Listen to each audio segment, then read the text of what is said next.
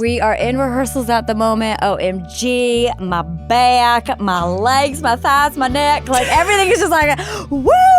You know, everybody's like, no, you're in shape, you got this. I'm like, no, this is a whole nother beast. It's like running a marathon in heels. I've got a heavy lineage of extreme, mental illness and people struggling. So it was super important for me also to make sure within myself that I felt like I could have some tools that make me feel stable. If someone was to say, okay, this is the package, right? You're gonna get to do this and this and this, but it comes with this and this. Would you still say yes? And I'm like, yeah, I still say yes. Ashley, I'm so thrilled to have you on the podcast. I am so thrilled to be here. I feel like we've been chatting about this for We a little have. while, like putting it out in the ethers. We have. I wore my buttercream yellow for your happy place. This outfit is something. I wish I had not worn jeans and a jumper. That's kind of dirty. I'm sweating my tush and tits off under here, so don't you worry. We just had a great pre-podcast moment of discovering we are nearly exactly the same age. Yeah, we're in our 40 and fabulous era. Virgo sisters. Virgo sisters. Yeah, September babies. How did we not know that? I am like days older than you. That's so wild. weird. Beyonce is 1 day younger than me. Okay, I see. I thought she was closer to mine, so I am. No. I don't know my facts. Well, who else do we have around? Gareth Southgate, same day as me. Fabulous. Yeah, we love a Virgo. We love a Virgo. Because we operate in exactly the same cliche way. And I wish it wasn't true. Like I've got one of my friends, Giles, he's a Virgo. Yeah. We're the same person. We want the order. We want things neat and over analytical. tidy. Like brain Over-analytical. goes into like Constant. Yeah. Self-critical. Yes. It's just, we're the same. I know. So we What is get that? each other. It's Christmas. It was like Christmas time, right? People were just getting it on. And here we are. Here we are. Just Yeah, exactly. Parents were having a overcritical. Christmas fling and then September out pops a baby. Hey, I know. We're having a good time most of the time. Oh my God, I want to talk about so many things today. First of all, I was texting you during the South African jungle, Get Me Out of Here. Me and my daughter loved watching that together. It was so fun. And I was giving my daughter, who's 10, a whole kind of revision on the Pussycat Dolls and what you were about. And she's now your like number one fan. God, I love her. It's a She's whole new 10. generation, 10. Obsessed. Obsessed. I mean, the TikTok world actually Yes. does know some of our songs. I don't think they know who we are, but they do dance The along to songs some are of- out. Yeah. I feel like we're cool still because I'm like, no, every you now and then are. I'm like, oh, it's popping up on TikTok. Here we go. We still got it, ladies. You still got it all right. The jungle always to me looks like it must be the most amazing experience / utterly grueling and brutal. It's insanity. I can't even Absolute imagine. insanity. But that show changed my life. That's the reason I live here. That's the reason I'm adopted Brit is because that show 14 years ago. I can't believe it's been 14 years. Oh my God. And I went on that show with just no expectation, came out the other side with just a whole new world. And it was so exciting to come over to the UK and outside of the dolls and just be me. And I'm really proud of that. We feel like you're very much ours. I feel like I'm yours, and I like it means it makes me emotional when I talk about it because I don't know. It's so rare that you're accepted by another country the way that this has happened. I feel even weird saying that out loud, but it's the life that I've had here has been so amazing and beautiful and supportive. I've got great friends. I've been able to do so many fun things, and I think I needed it. I needed to kind of get out of the bubble I was in over in the States. And so it was a beautiful little blessing. Yeah, do you know what? Reading your book, Breathwork, I learned so much about you because I've seen you on and off over the years when you've been on like Celebrity Juice or we've been at events together or whatever. Yeah. But I didn't know half of your backstory and some of the stuff that you've been through and also just the wildness of your career up until this point. It's crazy what you've been through. I mean, I guess in a lot of different ways, right? The human experience can be challenging. But I've also gotten to do a lot of amazing things and wear a lot of different hats. So, my friend asked me the other day, 'cause she was like, if someone was to say, okay, this is the package, right? You're going to get to do this and this and this, but it comes with this and this. Would you still say yes? And I'm like, yeah, I still say yes. So, sometimes the bad comes with the good. Yep. And sometimes the bad also helps you transform into a person that's then able to use what you've been through to give a positive light or knowledge to. Yeah. So it's a really good question your friend asks you, because I think about that often. You know, I love what I'm doing now. Yeah. There's bits of my career I haven't loved. Right. But of course. I've learned lots, Yeah. and there's been lots of excitement. But Yeah. the bad bits are shit. And there's no getting away from that. Totally. It is a harsh industry, and you're on the receiving end of outside commentary, whether you like it or not, unless you are really thick-skinned. It is shit. And I still would do it. Otherwise, I wouldn't be doing it now. I would have quit a long time ago. But two things I think can be coexisting. Yeah. That you love it, but at times it's brutal. Yeah. 1,000%. Yeah.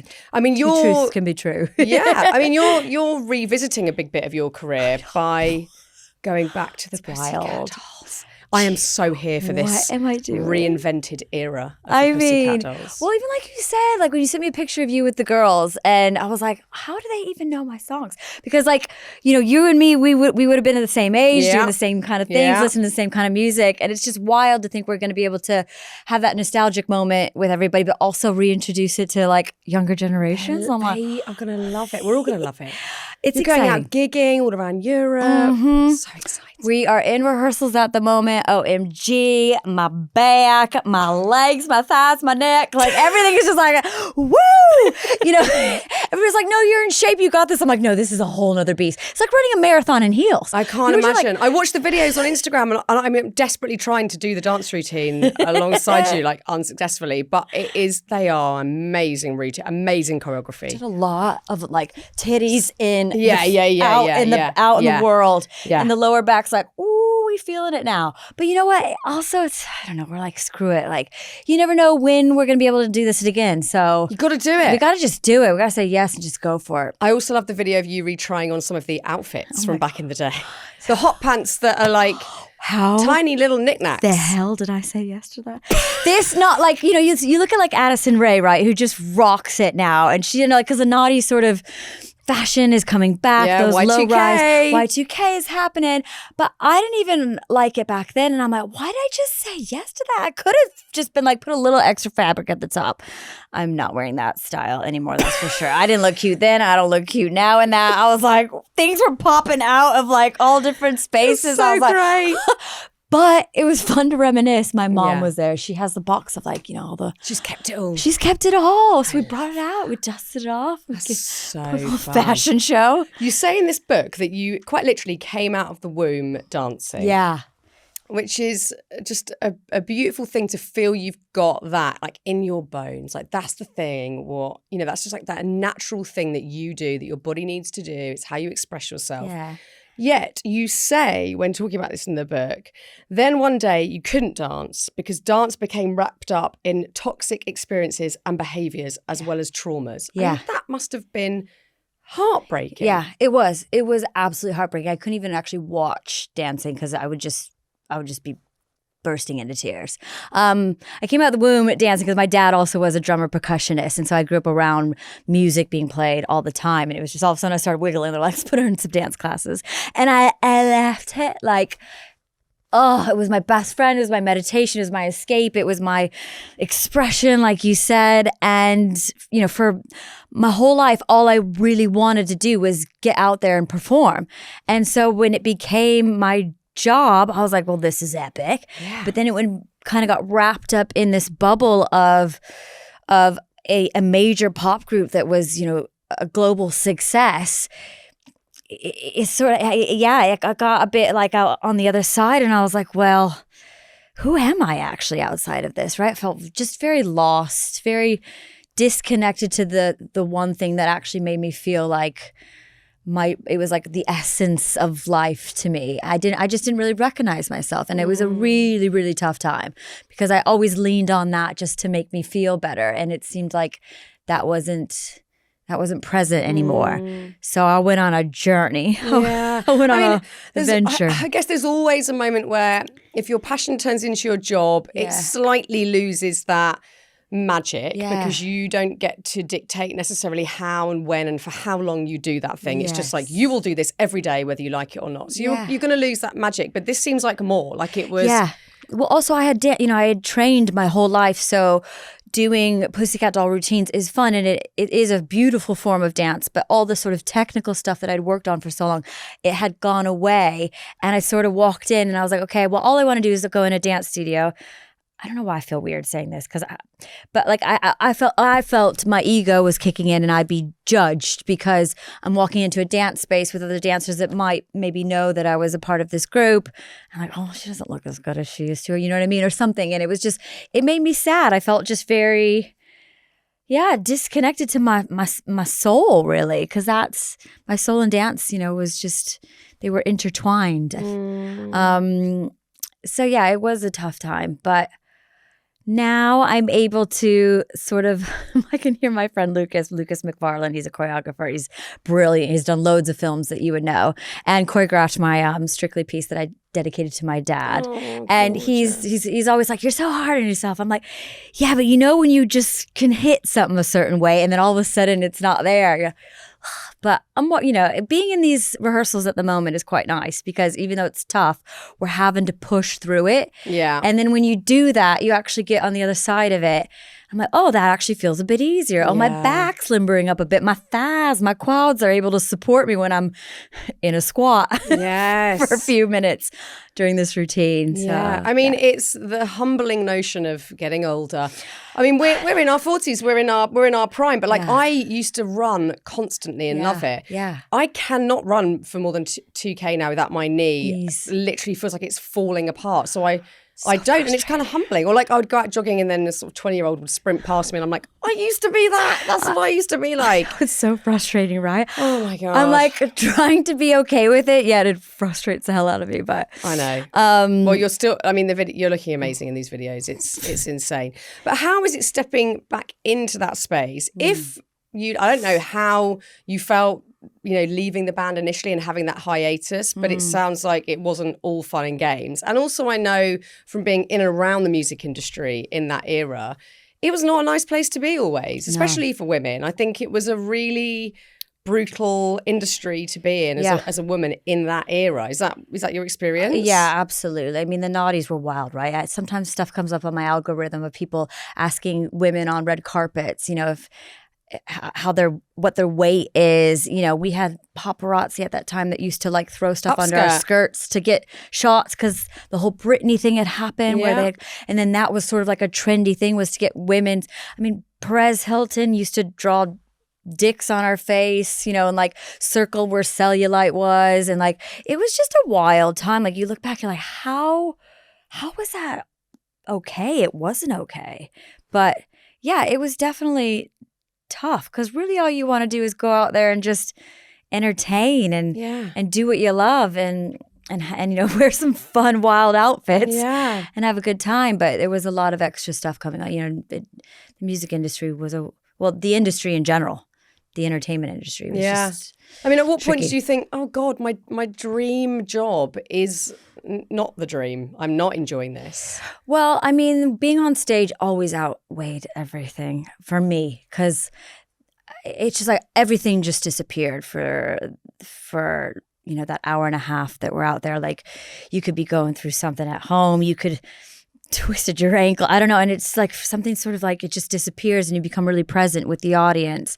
And so that for me always outweighed it, I guess, until a point where it didn't. In a sense, we did get quite burnt out, like, so many years on the road. And at that time we were working for a well-oiled machine, and, it wasn't necessarily what our best interests weren't at the forefront of their minds. It was more like, well, they never how much money can we because make? It's like, yeah, exactly. Yeah. Oh, like they can do 2 shows a night. They can do another bit of press. If there's more to be had, you'll be put out there. That's how the music industry works. And I don't think people really understand. I would, again, see it from the outside, being in a radio studio, whatever, how many things bands would do a day, or they'd be in 2 countries in one day. Yes, that was, we were in and not know where you were. Yeah, that was it. We were in 3 different countries at one day at one point. I remember I actually said in front of an entire stadium the wrong city, and they were like rivals. I got booed by like 20,000 people, and I was like,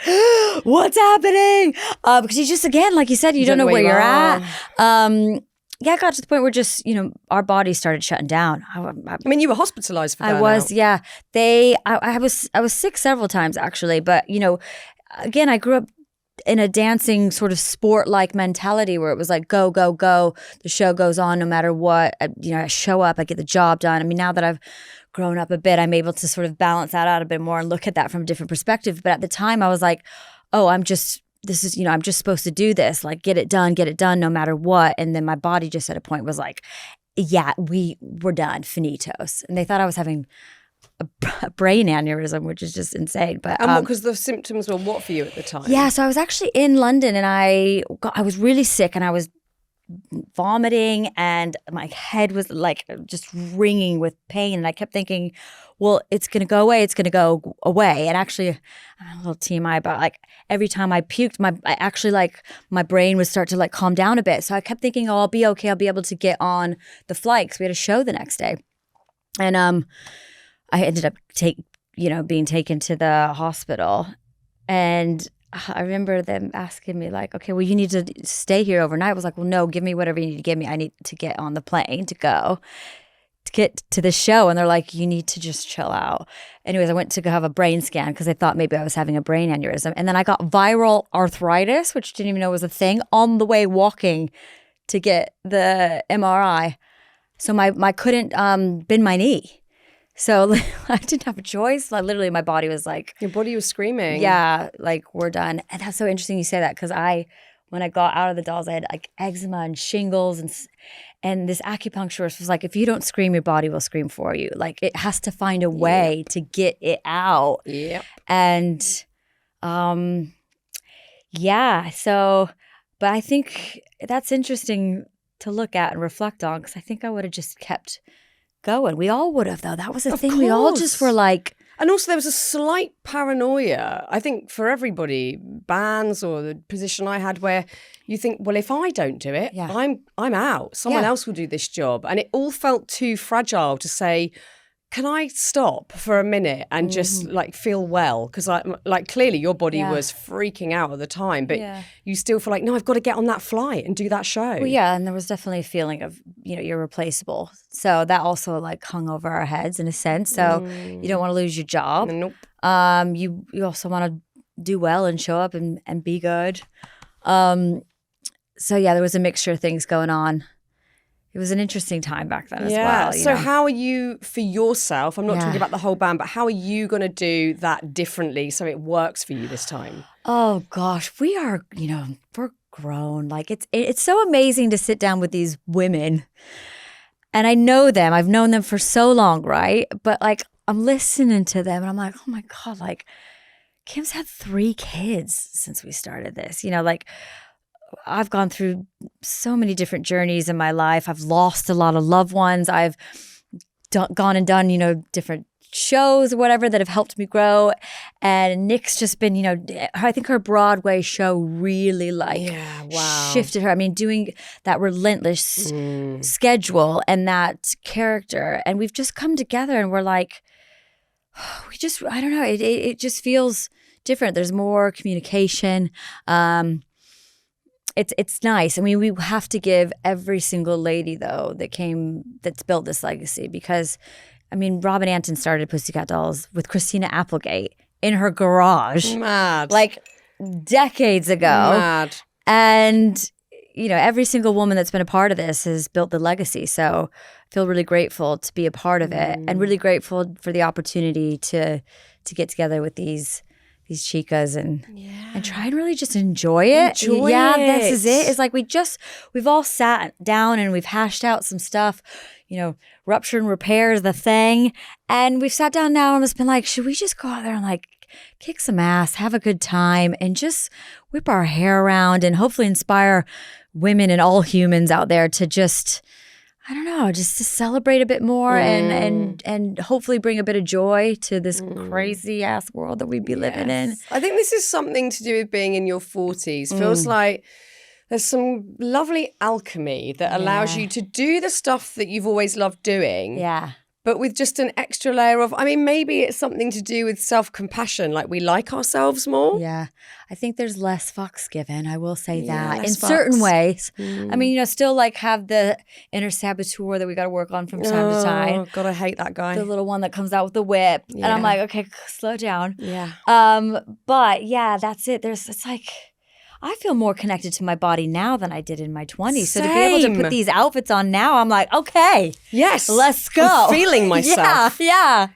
That for me is the best thing about being in your 40s. Right. I mean, I had like all sorts of body issues back in the day. So I was disconnected fully from my body, like hated my body. Oh my God, I think like many of us did. Do you know what I mean? And I still could have days of it now. Yeah. But most of the time, I don't even think about it. I just feel so grateful that I'm healthy and that I can move about and do the stuff I want to do. It's like the gratitude overrides all of it. Whereas back in the day, I think because of stuff like Perez doing, I made a documentary about Perez. Did you? Yeah, because I was sort of fascinated in that culture of like, how is this happening and how is this okay? And I found it all deeply fascinating. But I think, like Heat magazine would put circles around us, like the circle of shame or whatever. And I think we all started to believe, and I'm not just talking about people that were with the circle of shame, but the readers going, is there something wrong with me? Like, am I faulty somehow? And that was the just psychology around it. Yeah, ingrained exactly. in us. Yeah, well, if they're pointing out this and this and this about this person, like, should I be pointing that out about me? Like, it's not setting the best. Not great. Intentions out there, is it? No, I'm so glad that you're just all up for going and having a great time. And also for you to reclaim dance, because I think, like you say in the book, that you think this sounds dramatic. I don't think it does at all, but a piece of your soul died. I totally get that. I mean, in my own little way, I loved painting for years and years and years, and I sort of stopped when I had a big period of depression. And I didn't paint, like, I don't think I painted anything for about 10 years. And then I got nervous that I couldn't do it. And then I just started 2 years ago, and I am alive when I'm painting. Like, it makes me feel so sparky and well and like nourished. And I think losing a big part of yourself like that, dance, art, whatever it is for anyone listening, it is a bit of your soul dying. Yeah. I love your paintings, by the way. Thank you so much. You're so good. Whenever you post something, I'm like, go on, girl. I feel very childlike and sort of sprightly, and there's something, and I think dance has that, it's such an important thing if you're a dancer to have that, the ability, the execution of the movements to like move freely and feel that euphoria. Yeah, that zone. It's like a sense of you're so connected to, like, I don't know, yourself, this music, these beats, the energy, like, and how a sound can hit, and how, like, the way you move your body can tell a story to someone that's listening or watching, or however you want to absorb the art form. But, like, it's just, I think it's magic. It is. Yeah. And it is. Even though, the body's a bit sore at the moment, it's nice to be back in the studio. And, like, Kim and I really come from proper, like, dance backgrounds. And it's going to make me emotional. Like, we were dancing the other day, just her and I. And I was like, this is insane. Look at us go. Yes. Come on, girl. Yes. Look at us go. And I've known her for 20-something years. And then her kids walk in and they want to see us dancing. And I'm like, oh my God. And they're dancing now. And, I don't have kids myself, but I feel like I really get to see that connection and have that love through her and her family. And it's beautiful. But look how important dance is to you, that it makes you cry. Like, this shit is important. Yeah. And my dad, my dad passed away. My dad loved me dancing. And I told the girls, we were been so busy, but we did this private gig recently, and I got off stage and I was like, oh, my dad would love that. Like, my dad would love that we're back together. So I also feel like it's, in a sense, I get to honor him a little bit, honor our souls. We get to reignite the art form that we love so much, get back on stage and connect with the fans. Like, that's going to be so cool. It's like, so gorgeous. WeHo Pride, we're doing West Hollywood Pride is one of our first, like, proper live gigs. And that's going to be incredible. I mean, when you think back to that period where you're not dancing, I'm imagining you felt pretty low at that point. Yeah. Could you ever have imagined that you'd be back doing it again? You know, people would ask me and they thought I was lying. I was like, I don't know. I don't really know if I see it. I sort of thought the possibility of it could be cool, but it's sort of like divine timing, I guess, especially when we got together a few years ago. But then COVID stepped in and the whole thing went to shit. So we were like, okay, maybe that wasn't supposed to happen, you know? And then you go on with your lives and you're doing your own thing. And it just it just started happening. We started having a little conversation. I was like, is this real? And it's nice. It feels healing also within the space of the dolls, you know, being able to, us three come together and do what we're doing at the moment. So, I'm so glad. You got to come to the show. I'm coming. Are you kidding me? Oh, too. My hips are going to be all over the gaff. I am going to be learning those dance routines. Yeah, I can't bring wait. Honey. Honey's coming. Honey She's going to love coming. it. She's going to be cringing her head off watching me dance. You get ready. Oh, I'm excited for her to see it. Part of your journey, and a big reason why you wrote this book, is because during this period of feeling really shit, you saw an advertisement for a retreat that has kind of led you to everything since, with the breathwork that's become a real foundation for your happiness, your mental health. Yeah. That must have been a very fateful turning point going on that retreat. I had no idea what was ahead. I mean, I was feeling lost. I was living in Notting Hill and I was like, I don't know what's around the corner. There wasn't a lot of work going on at the moment. And I was like, I feel like I need to just go on a wild adventure. And I feel like it's maybe I think I read like Eat, Pray, Love or something. I was like, I'm going to Bali. Yes. Okay, it worked for her. I'm going to Bali. So I'm going to meet the medicine man. Yes. And I just I went on my own and there was a group of people, no cell phone, no technology, you know, really delicious organic food. And there was a guy that was speaking in these teachings and tools of life. I don't remember what he said. I just remember going to these breathwork Kundalini classes. And I was like, what is this? Because I was like, oh. Well, instantly you were like, this is great. Yeah. First of all, I just was like, oh my God, like, just for a little bit, my mind was quiet or at least just calm and I was like, oh, there I am. Fuck, I forgot that I could feel like this and that I can exist in this space. I forgot. And I was just like, I want more of that. So I went seeking it out wherever I could and kind of doing it just sporadically and taking different classes.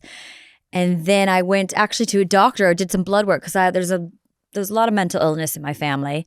And I was just wanting to check to see where I was at and maybe considering possibly the idea of having a family. But I was like, I just want to make sure what's going on here is okay. I don't want to pass anything down. From what I've seen growing up, it was really tumultuous. It was really, really tough to deal with. And I was nervous. And she told me, she was like, actually, let's put that aside and let's talk about the way your system operates. And she's like, you get really stressed out very easily when you're asked to perform. And I was like, wow. This is my whole life. What do you mean? And she's like, I recommend breathwork or Kundalini. Have you heard of it? And I was like, oh my God, yeah, I love it. I've been doing it like sporadically. This is amazing. She's like, it's almost like a prescription. And I was like, okay. So I seeked out this teacher. And you're a Virgo, so you're like, I like the prescription. I love the prescription. Yeah. Give me some order, structure, a list. I'm ready. And I found this amazing teacher and I was just like, I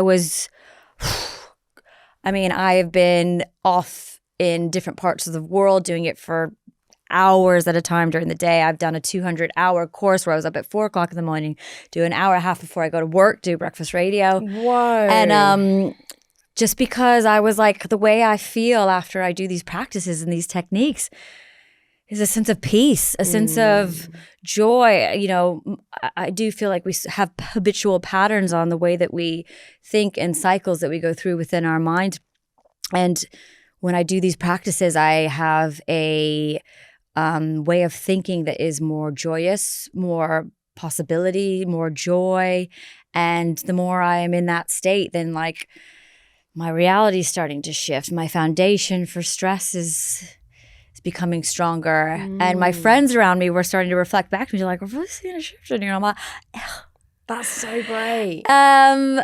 Yeah, little did I know it would lead me to being able to write this book, but I'm just so passionate about it. Well, when you know it works, and I think when you know that you've got more autonomy and power over just how you feel, how you deal with stress. You know, I think most people listening to this, myself included, don't like feeling stressed, but feel it all the time and feel powerless. So I think if you can introduce something where you're like, this is going to reduce it, or this is going to enable me to get through this and cope. Yeah. Why wouldn't you do it? And I mean, I've written a book about this. I talk about it all the time. I'm doing events now and stuff, but I need this stuff. Like, I have to do this. And I don't have to. I also want to. I enjoy it. But, you know, sometimes we're resistant towards the things that will make us feel better. I am all the time. I know, and I'm like, you are literally preaching to people to do this. I'm like, sit down and do it for 5 minutes. And then the second I start, I'm like, oh my God, I love this so much. Why do we do that to ourselves? I know. Why do we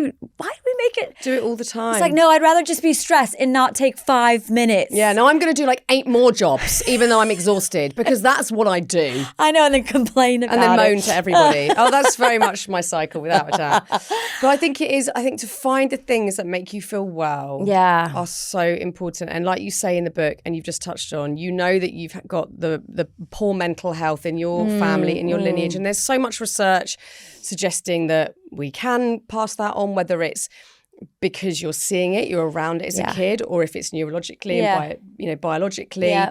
It's really rough to grow up in that environment. And you saw your dad struggle when you were a child, and he ended up taking his life actually around this time that you'd been on this retreat. Yes, yeah.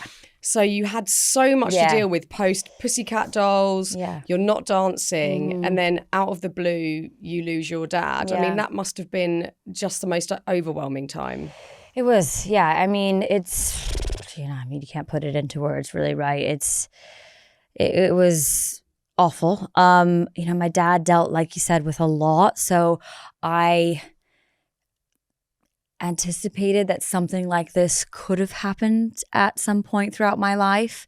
But you're never really prepared for it. And when it does happen, it's awful. And I think also, not just my dad, I've got a heavy lineage of extreme, mental illness and people struggling. So it was super important for me also to make sure within myself that I felt like I could have some tools that make me feel stable, because for a while there, for a second, you start second guessing yourself, like, okay, well, wait, am I okay? And I've had sleep issues my whole life. And I feel like when I did some EMDR, which, by the way, you gave me that. Do you remember that? Fearne, you gave me that recommendation. What the fuck? Yes. So this was years ago. I don't know if you remember this, but I reached out to you because I had seen some stuff online about EMDR, and you had been speaking about it. I didn't know that's what led you to do it. Yes. I'm blown away. Yeah, and you gave me someone in America and I worked with her.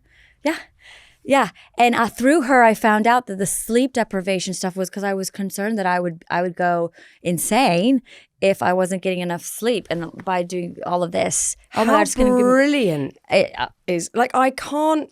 It's wild. Recommend it enough. And it's obviously not always easily accessible, because it's not necessarily something you can get for free. Yeah. And that's a big issue. But I think if you can get it, especially for like PTSD or when you do feel like, for me, I had, several things, and some of them I haven't tackled yet, but one of them was I could not drive on the motorway. And I thought, this is actually becoming debilitating because I can't go and see my parents easily because there's no train route to their house. And if I want to take my kids somewhere and it's far away, I felt really stuck and angry at myself that I couldn't do it.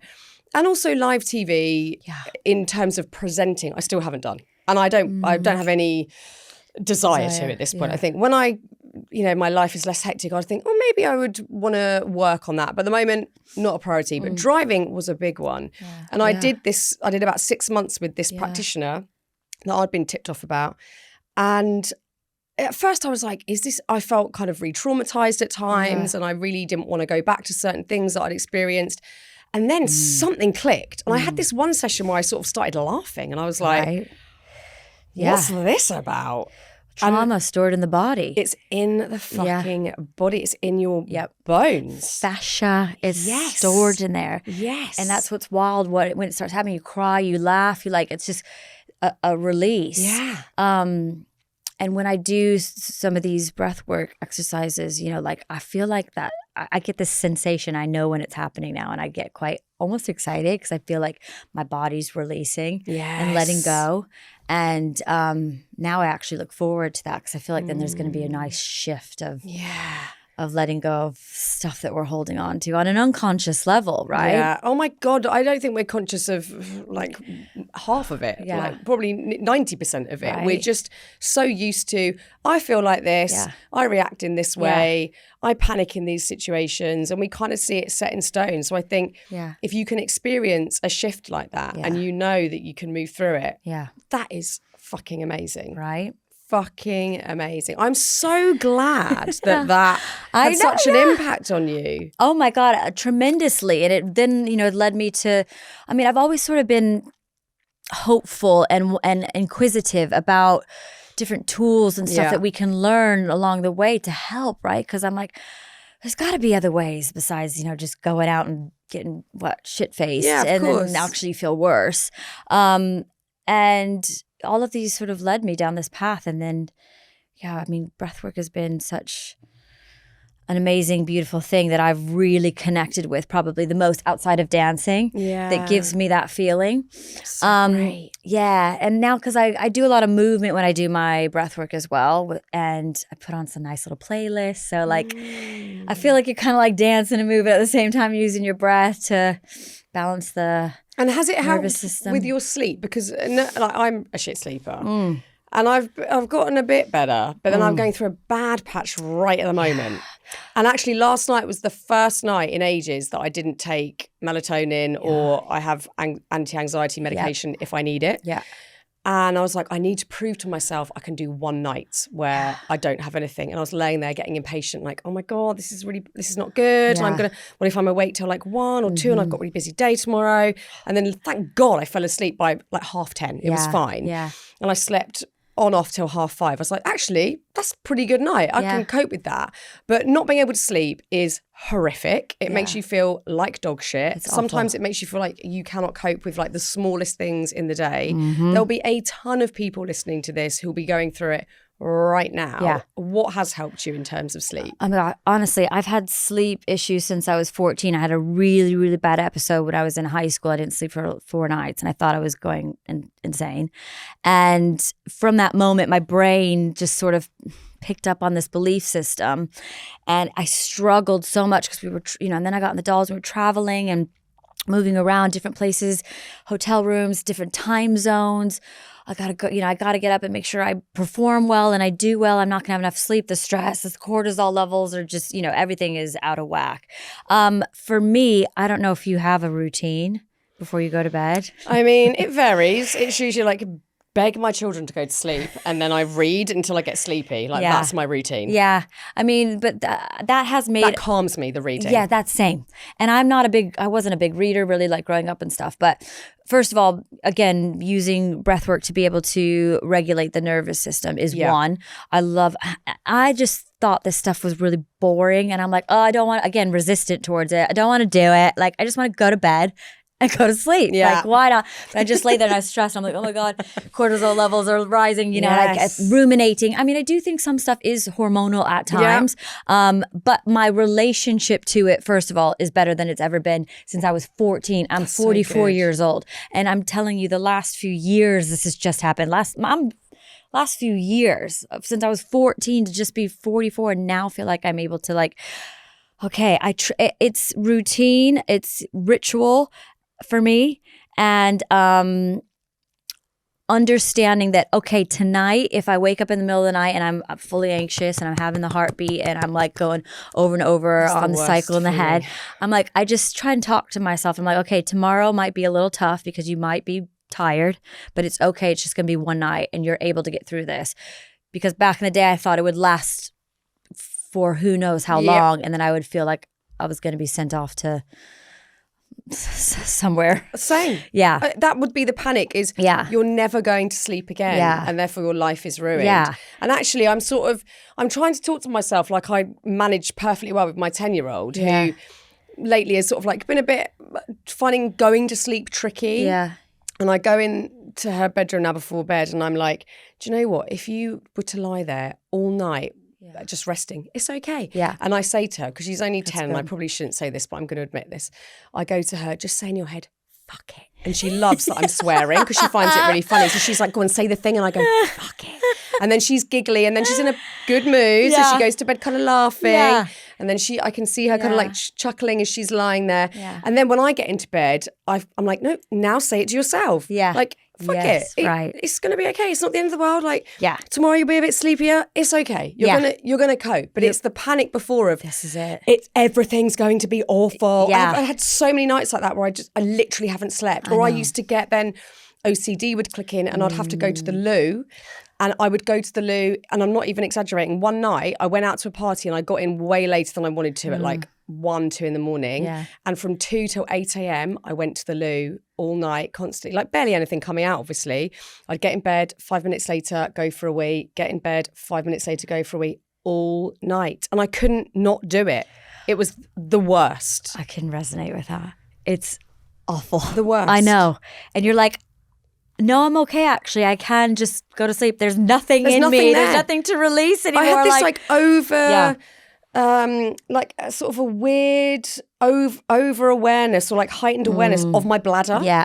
Like it was full, but there was nothing in it. Yeah. Oh my God, it's the worst. I know, it's the worst. The worst. I mean, I will say, like, if I'm standing here being 44 years old and able to get some night's rest off just some natural supplements and some breathwork routine, like, it is possible. It's possible. Because I have taken everything under the sun for many decades of my life to just try and get maybe 2 hours, 4 hours of sleep just to be able to function the next day, but actually feel worse because of what you've taken. And if I can do it, I feel like it is possible. But again, it's, there'll be a night where you don't, like, and it's a bit shitty, or you're going over something in your head. But I also really try to just sit with myself, like, okay, this is not going to be that serious tomorrow. Like, let it go. And I tried something, I'm trial and erroring a few things lately. Okay. Because I'm really getting into this neuroplasticity thing and trying to like understand it. And because I feel like we are our habitual thoughts, right? And even sometimes when I don't feel it, I'm trying to repeat things over and over again when certain things come up, or like routine in the morning when my feet hit the ground. Even if I'm like, oh God, it's raining, it's gray, I got to get up at 5, I got to go to work. I'm like, today is going to be a good day. So many amazing things are happening for you. You have so much to be grateful for. You're healthy. You have a beautiful family. You have beautiful friends. And I tell myself this every single morning. And I've done it now for the last few months, and I'm starting to feel shifts and changes and things. So, and again, I'm just trying to trial and error stuff on myself when I read or I, see something online. I'm like, okay, let me give this a go. Yeah. And see what happens. Too right. And I do, there is stuff in this. And so I think sometimes a good thing is when things are feeling like they're out of control, like sit down, take a moment, take, some deep breaths, and just be like, okay, it's all right. And repeat things that you're grateful for, repeat things that that make you feel good. Yeah. You do it's have cheesy, but it's no, it's so fucking true. It's the simple stuff that sticks. Simple stuff. And I think also with sleep, a lot of the time when we talk about sleep, it's all about what you do just before bed. But actually, it's the whole day before that usually informs then how you sleep. Yeah. And I have to remind myself of this because when I overload my diary, because I'm like, no, I could fit one more thing in there, or I should be working harder, or why is this not going as well as it should? And then I'm pushing myself. Of course, I'm not going to sleep. I go to bed with a full head. Actually, I learned something the other day. I mean, in not a particularly comprehensive manner, but I heard this theory, and I think it's like an old school psychological theory where it's about the vertical and the horizontal. So the vertical is like when we're walking about or we're moving about in our day and we're talking to other humans or we're even looking in the mirror, everything is very cerebral. And it's like, I'm talking to you, and we've like compartmentalized everything and we're looking at things in our eye line. And then as soon as we lie down in the horizontal, that's when we're like, oh, here's my inner world and this is my body and this is how I'm actually feeling. And it's one of the first moments for most people when we're like on the rush where we go, am I actually do I feel all right? Like what's, and that's the moment where we have to process the whole day or our whole lives. It's wild actually like, to think shit, that, I need isn't to it? do more of that in the day rather than wait until my head hits the pillow. Do 5 minutes of breath work even, like, you know what I mean? To. But like, yeah, you're right. And it's so, and especially the world we live in, there's so much stimuli, there's so much information, there's so many messages, emails, we have to be on all the time. And it's wild to think that then like all of a sudden, okay, now go to sleep. Switch off. Good night. Some people can't do that. I'm like, that is a superpower. I'm so jealous. Amanda Holden is like that. I work with we all know our sleeping patterns. Amanda. I'm so jealous. She's so fabulous. She's just one of those kind of people, that can just, their head hits the pillow and they're out. And I'm like, heaven. Oh no. Do you ever like write things down before bed? I sometimes think I need to get into the habit of that, like get not only a practical list of you need to do this tomorrow, but also like I'm fucked off about this or like this is making me sad or like whatever it might be. I have in the past. I don't do that as much anymore. That's not necessarily a part of my routine, but I know that works for many people to just get it out of your head. It makes sense. For me, when I do my routine, it's wild because I've started to, I think, train my body in a sense to understand, like, and then these supplements I do also stand by as well. Oh yeah, like magnesium? So it's a magnesium 3 and 8, right? L-theanine and apigenin. I've not heard of that one. Okay, the three of them combine. Huberman, I've learned that off of him. He's a neuroscientist, and again, I've trialed and errored so many different things. Yeah, we need to. But I take those so about 30 minutes before I go to bed. I turn my phone off. Yes, I do. I turn it off. I know it's such a big deal. I take those supplements. I have a bath. This is also. I don't have kids, so this is. But I do this all in about 15-ish minutes. Yeah. And it's then doable. It is doable. I do some breath work. I do like box breath or 4-7-8 or alternate nostril breathing or, just anything that I know will get me into parasympathetic state. And then I read and it's like, I start to feel it. Okay. And I've built up trust within myself because before I get nervous. Oh, you think you're sleeping? Oh, no, you're not. It pulled me back out. I know that feeling. And I've gotten to a place where I'm like, oh no, it's okay. And through repetition and routine, I think I've started to. So great. What I will say is not only is your book full of anecdotes and helpful stories, this stuff for me is helpful. I need to hear other people sleep badly. So I'm not like a freak at night going, it's only you in the whole world that's awake right now. God. But you've also got really practical tips if you want to try box breath for the first time and why, and looking at the parasympathetic nervous system and giving us the information that we need to go, oh, I see why this works. Because also, when I was reading it, I was really consciously going, yeah, I know that's it, right? Like, am I breathing? Because I know that I hold my breath when I'm stressed. And I'll even do it if I'm really comfy doing these podcasts. I love doing these podcasts and I've been doing them a long time. Yeah. But if there's a bit of a chat where I feel nervous or a bit edgy, I know I'm holding my breath and I'm like, fuck, I've not even breathed in for like 30 seconds. That's not good. No, and every breath we take sends a signal to our brain and our body. And most of us are in fight or flight all the time. Because we're shallow breathing. Like you said, we're holding our breath. We're not, not breathing deeply. So by even just the power of being conscious of our breath and extending that exhale and breathing through the nose as well, we activate the parasympathetic, which says we're safe, we can relax, it's okay.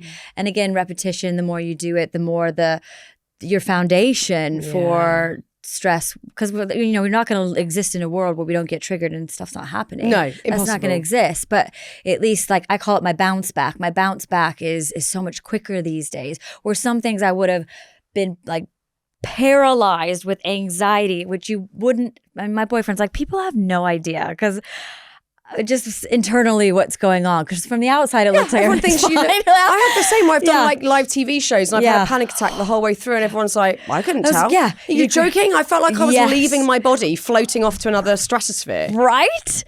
It's wild.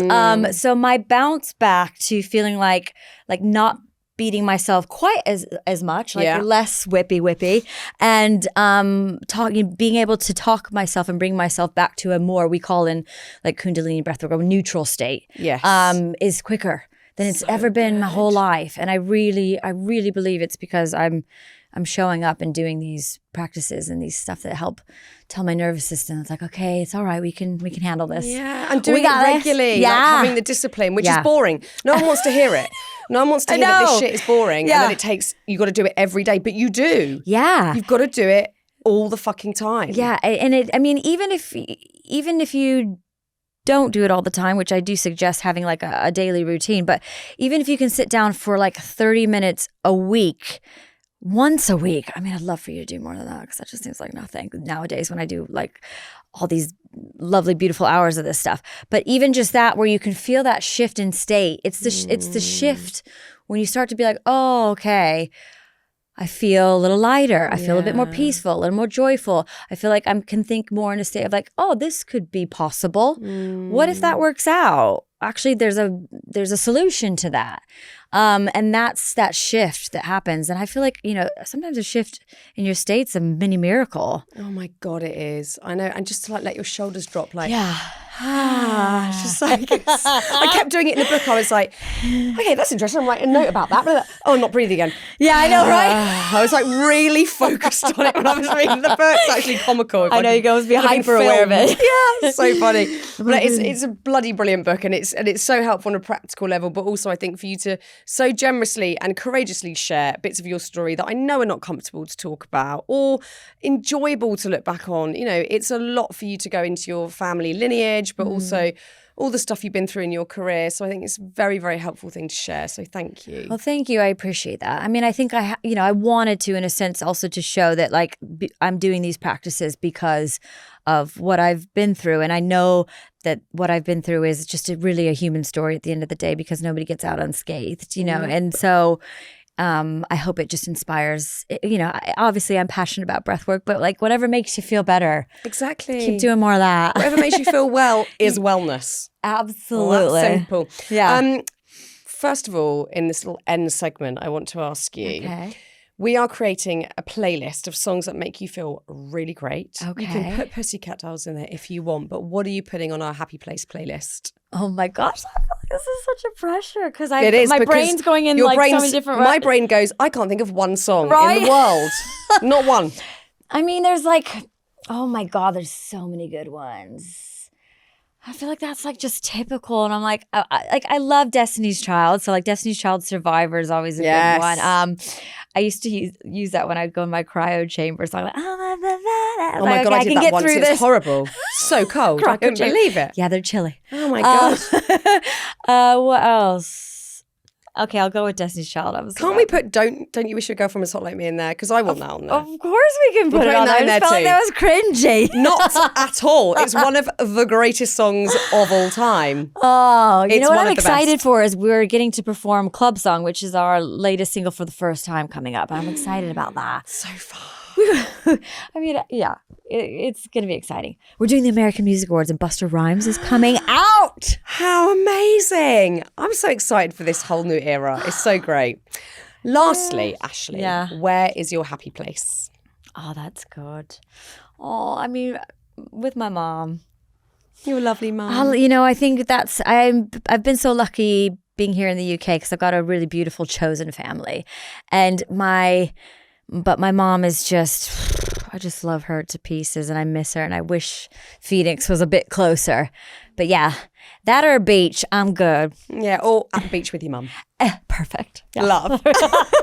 Yeah, absolutely. Oh, well, look, Ashley, I've loved every minute of talking to you, and this could quite literally go on for weeks if we allowed it to. But thank you for being on Happy Place, and good luck with everything that's to come. Thanks for having me.